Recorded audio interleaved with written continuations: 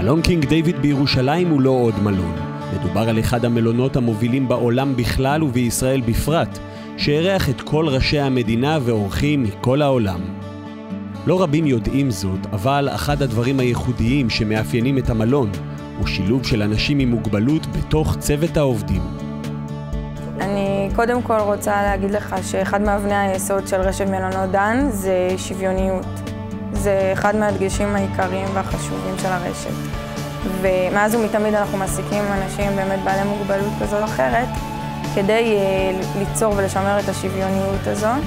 חבר'ה שבאים אלינו, התחושה היסודית שלנו זה שמכירים תודה. מעריכים את זה שמישהו נותן להם צ'אנס חדש להשתלב במעגל היצירה.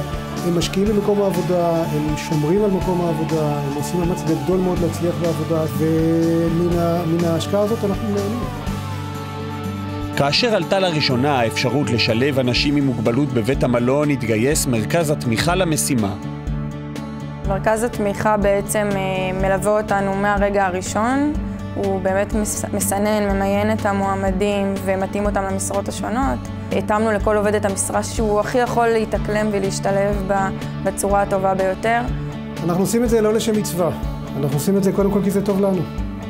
אלה חבר'ה נהדרים שמשתלבים נפלא בצוות. הם תורמים תרומה אמיתית לאיכות כוח אדם במלון. אתה יכול לראות פה במלון את ארבעת העובדים שאנחנו מעסיקים.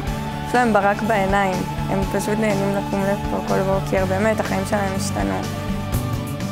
גישת המרכז לתמיכה היא עסקית כלכלית. המרכז מתמקד קודם כל ביכולות ובנקודות החזקות של העובדים ולא במגבלה. הקשר המאוד מיוחד שנוצר בין העובדים, וזה חשוב עוד יותר בקינג דיוויד בגלל האופי של האורחים שלנו. אלה אורחים שבאים לתקופות ארוכות, אורחים חוזרים, יש לנו אחוז מאוד גבוה של אורחים חוזרים. הם באים למלון כמו שבאים לבית, לא כמו שבאים לעוד מלון בעולם.